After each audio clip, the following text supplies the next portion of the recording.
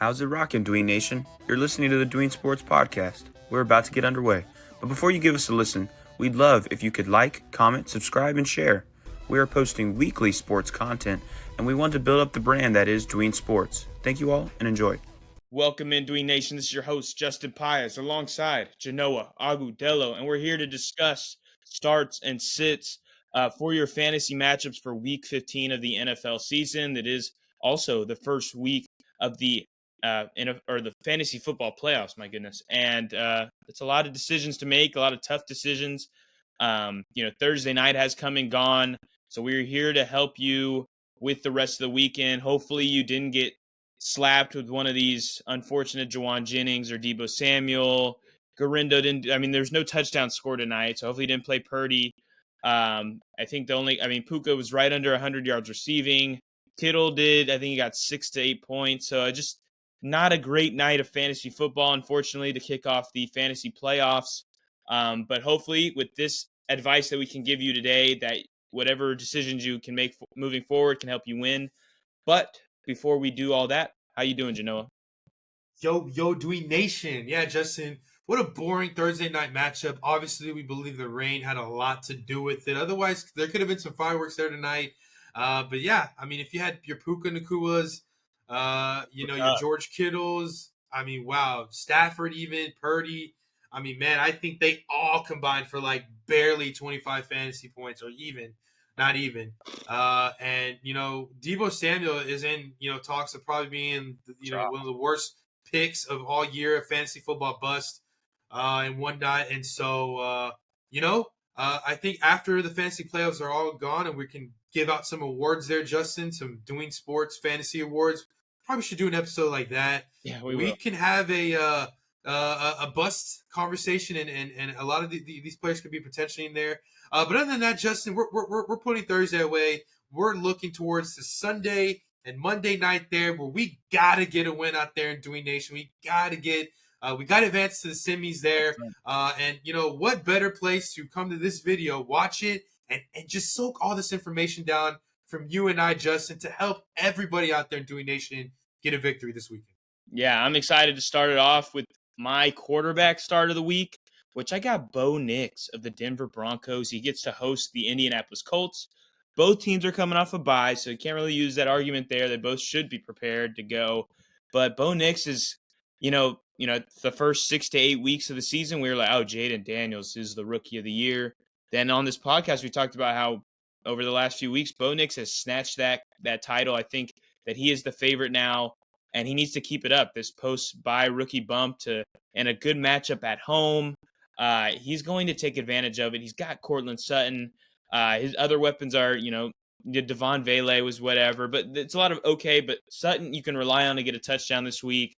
The running back game that's the big thing with Denver is their running back room is not very reliable. It allows Bo Nix to pass the ball more, and I expect really good things from Bo Nix on Sunday. Yeah, Justin, I like this matchup a lot there. The Broncos need a victory to kind of chase one of those final wild card spots there. The Chargers are in contention in that division to make a playoff push. Obviously, the Chiefs already clinched that division, so there's nothing much they can do there. So Bo Nix is going to need to push the ball, score some touchdowns there, and a couple, you mentioned the targets that he has there. Obviously, Cortland Sutton is the clear number one. But look out for Marvin Mims this week. I like Marvin Mims to score a touchdown, or maybe Jaleel McLaughlin there to score a receiving touchdown there. Bo Nix, a good start there for sure. For me, I'm going to go with Jalen Hurts. This is a guy that I'm a big believer in. And last week, he only had 109, 111 passing yards. And I do think that this week was interesting. If you're an Eagles fan there in Philadelphia, they're winning football games there, Justin. And for some reason, all of a sudden, it turns out that A.J. Brown is frustrated. He's not happy with the passing game, which I just feel like if you're winning, I don't think you should complain. Now, if you're losing, then I think that maybe you've got something to say. But if you're winning, the scheme that you're doing is working. You haven't had really a bad – you had a decent game last year, with 43, 50 yards receiving, I think.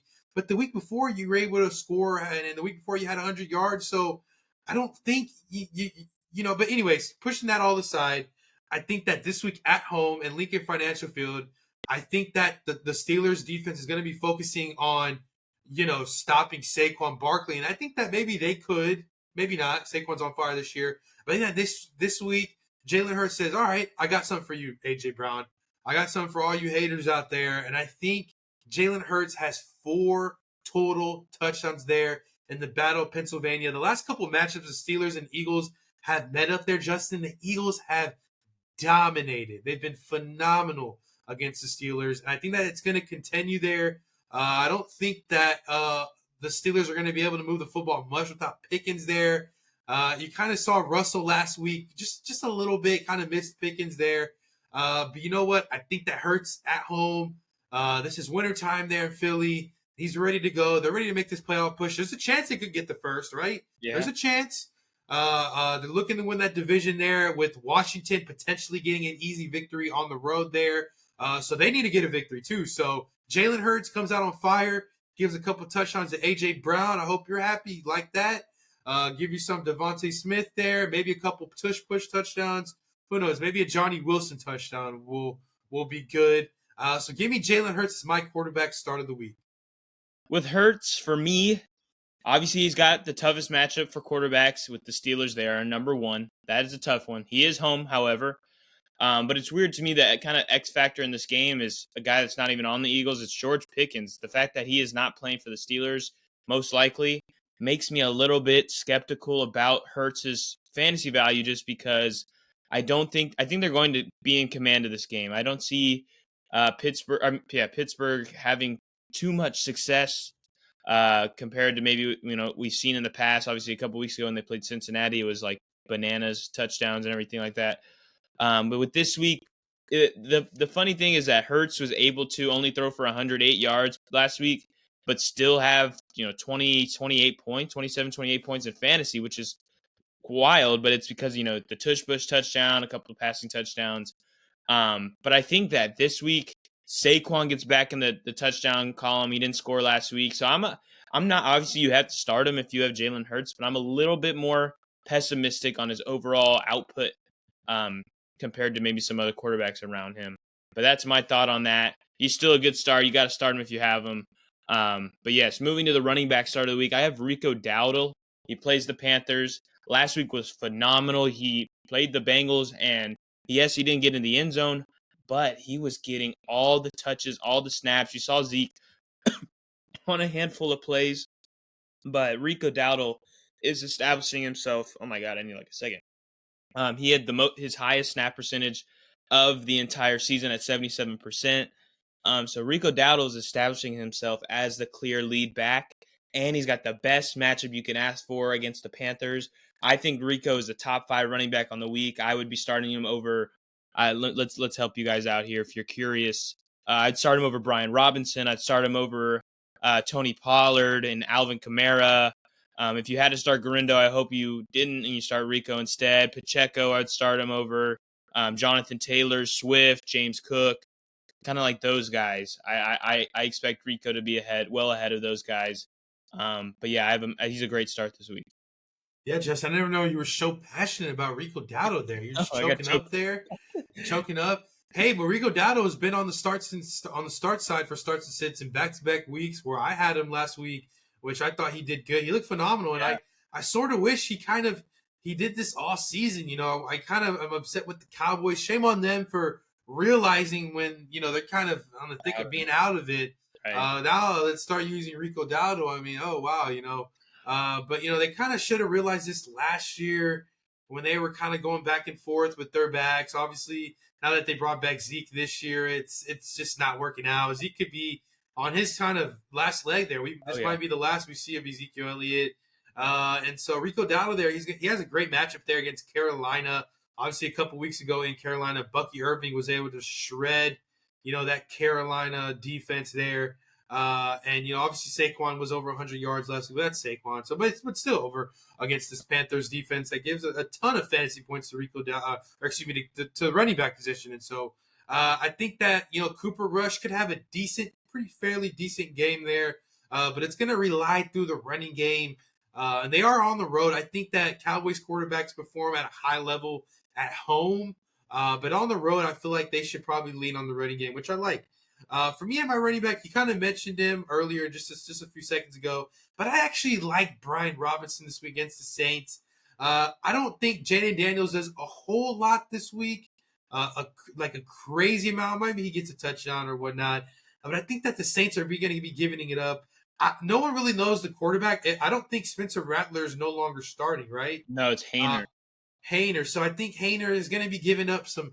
So he's going to be giving it up to the Commanders defense, and I think that the Commanders are going to be up by a ton. They're going to need to lean on the football, running the football, and with Eckler on IR, we won't see him now. I think that Robinson is the clear-cut guy there.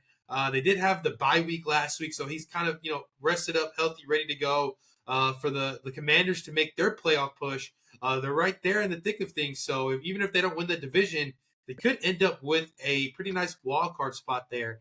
And so Brian Robinson is a guy that's going to get all the goal line touches, and I'm all here for it. I think the Saints allow eighth or ninth most fantasy points to opposing running backs. So give me Brian Robinson to shred the Saints defense. I'm thinking, Justin, 70 yards, but 2 rushing touchdowns. Maybe a receiving touchdown, just because Eckler's no longer in the lineup.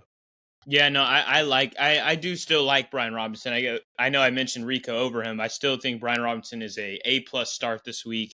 The Saints are 29th against the run. As you mentioned, Hainer is starting for the Saints, aka the Commanders are going to be up the entire game and just handing the ball off. They're not going to need to pass it that much.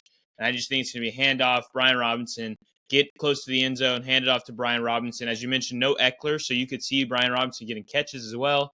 I know they have McNichols, but Brian Robinson is a clear big lead back. I think he's a top 10 play for sure going into this week against the Saints. Yes, moving to wide receiver, I got Jerry Jeudy. I know the Chiefs normally is like, oh, this is a scary matchup. However, they actually have not been that good over the last month. I know, Sunday night was kind of weird because, it's 17 points from the Chargers. But there was no Lad McConkey. Even Palmer got 11 points. So he and Quinn Johnson got a touchdown. So I might even take it back that take. But the Chiefs they're going through a lot of injuries in the secondary. And Jerry Jeudy and Jameis Winston have this connection that we love to see in fantasy football. So he's the clear number 1 wide receiver. And I just think that Jameis is going to need to throw the rock a lot. And with no Njoku most likely, Jeudy is going to be needed. He's going to be leaned on even more than normal. So I think he's a top 10, top 12 play on the week. Yeah, I mean, I can understand why you think Jerry Jeudy there, just because he's been phenomenal these past couple weeks. I mean, Justin, what a revival he's had in Cleveland there. Mm-hmm. I mean, his first couple years in Denver. I mean, man, he was in the same draft class as CeeDee Lamb and Justin Jefferson, and those two guys are first round picks for sure. And he was kind of pushed to the back there, and that being picked in the first round, and so it's good to see him now find his home. And you know what, Justin? I'm really interested to see what the Browns do in the offseason, because if they go forward with Jameis Winston, they keep Jeudy, and they kind of start the season next year with that kind of core, I'm very excited for Jeudy, and I'm excited to see where he gets drafted. Maybe like the 5th or 6th round. That'd be a pretty good, Steeler bargain there for Jerry Jeudy in next year's fantasy drafts there.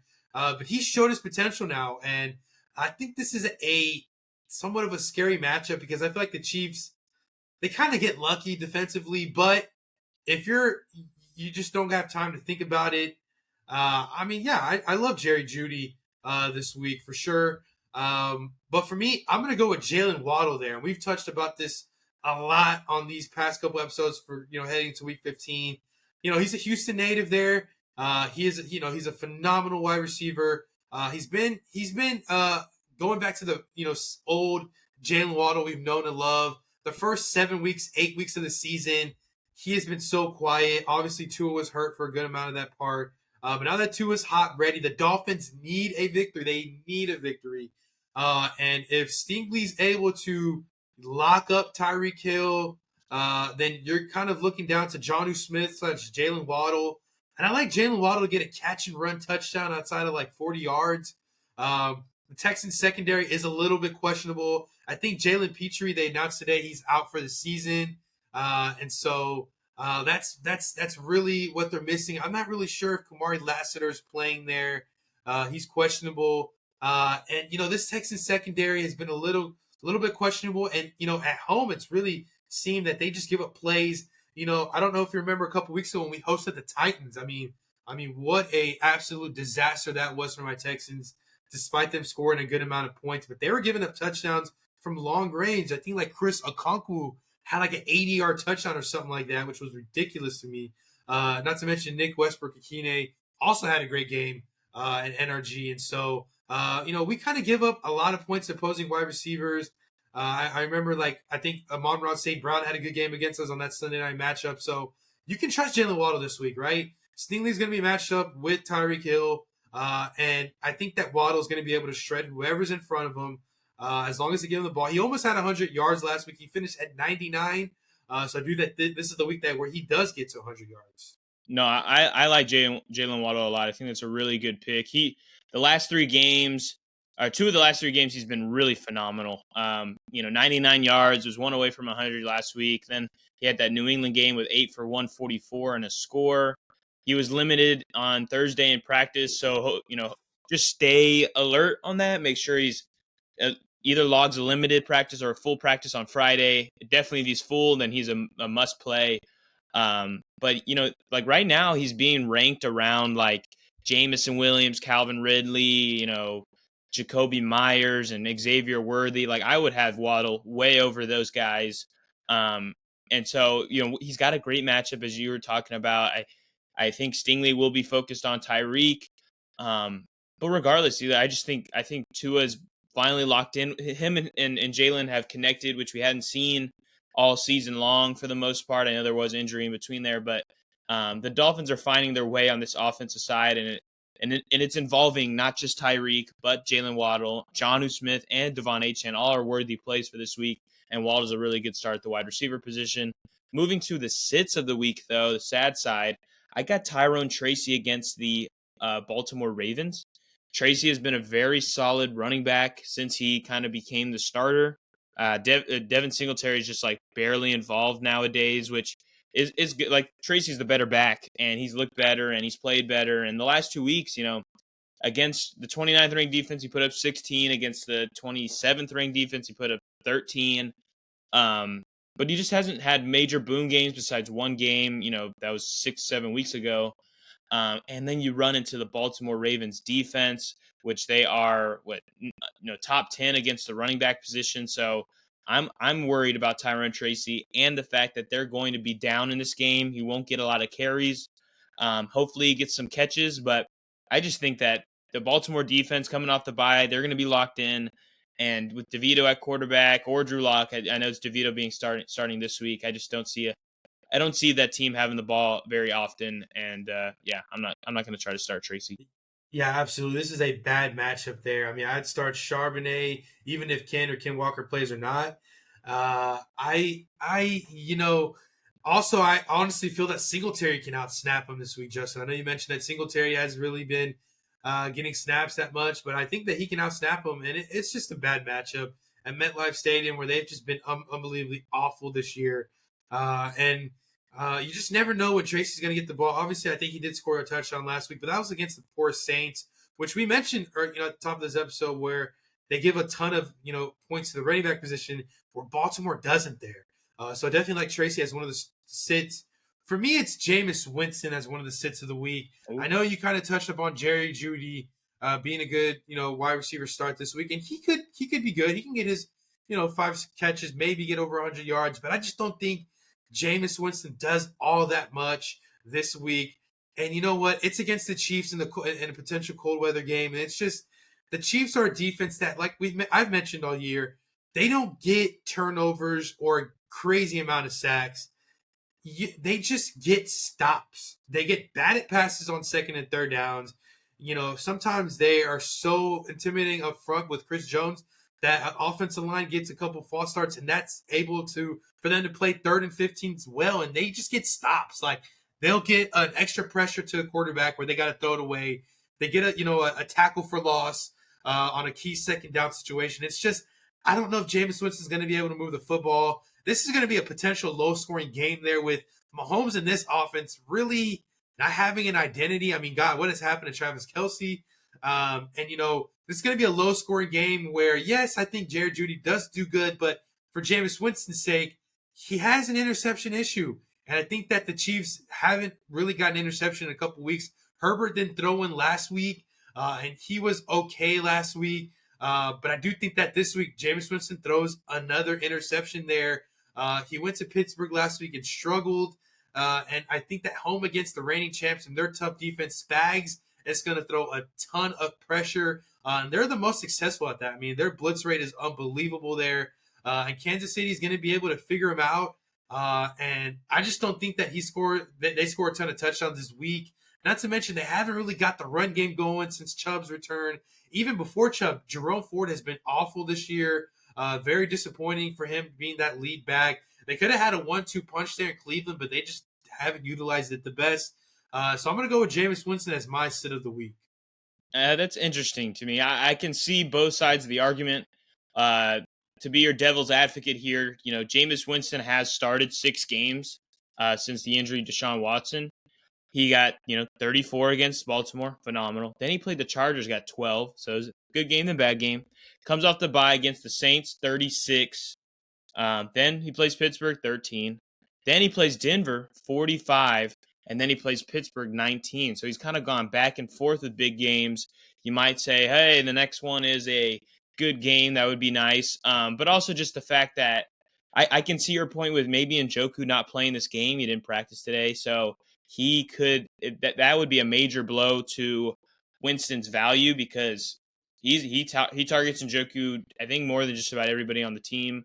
So that's the biggest argument there. If Njoku doesn't go, I'm worried more, especially because the Chiefs struggle against tight ends. So that definitely lowers his ranking for me. But I just think that he's going to need to throw the rock a lot. But I totally see your points. The Chiefs like to control the game clock and make things slow and low scoring. So I can see that. I can totally see that for your take. Moving to kickers of the week, as we always do. I have Cam Dicker of the Chargers. He has been very good. Last week wasn't a big week, but before that, he had been double digits every week for the last month. And he gets to play the Tampa Bay Bucks, which are a bad defense. And I could just see the Chargers running down the field, get stopped in that beautiful area, and Cam Dicker getting some good kicks. Yeah, Justin, I like it a lot. Cam Dicker's been one of the best kickers this year. And so I definitely like it, especially kicking at SoFi. No weather conditions there. Right. It's going to be nice and sunny there. And they're going to be able to move the football. Justin Herbert's not 100% there. And even Herbert were to miss, I think it's Easton Stick. I think he's able to move the football somewhat to get them in field goal range. So good choice there. For me, I'm going to go with Will Lutz. Yeah. I think that this is not the prettiest matchup there, but they are home. I do think that the Broncos are going to be able to move the football. And the Colts are a tough enough defense, I believe, to limit Bo Nix from going absolutely bonkers. I know at the top of this episode you mentioned he's your star of the week, and I do think that Bo Nix still has a great game. But you still got to mention that I feel like the Colts defense is going to get their stops, and it's going to be a pass of 50. And give me Will Lutz there. He's been with Sean Payton for a while back in their days in New Orleans, good old New Orleans, and he's been a pretty decent kicker this year, and I like him to continue this week at home. No, I really like that pick as well. I mean, he has been very solid this season. He's sixth best kicker in fantasy. Obviously, last week was the bye. Before that, had 11 points, and then against the Raiders, he had 24 points. So he has the ability to do that, and I like that there. Dwayne Nation, those are our starts and sits of Week 15. Wow, we're in the fantasy playoffs. Hopefully, these takes can help you set up your lineups for the upcoming week. And then we got one more episode, and then you'll see our pretty faces when we're discussing how everything played out, and hopefully you got to win as well. But thank you guys for listening, and Genoa, send us out. Yo, Dewey Nation, this was our starts and sits of the weeks. Let us know what you think. Are there some players you're starting? Are there some key players that you're for sure sitting? Let us know. Comment down below. We hope all you guys get victories out there in Dewey Nation to advance to the semifinals there. Let us know how you did. And thanks for watching. We love you guys. And as always, peace.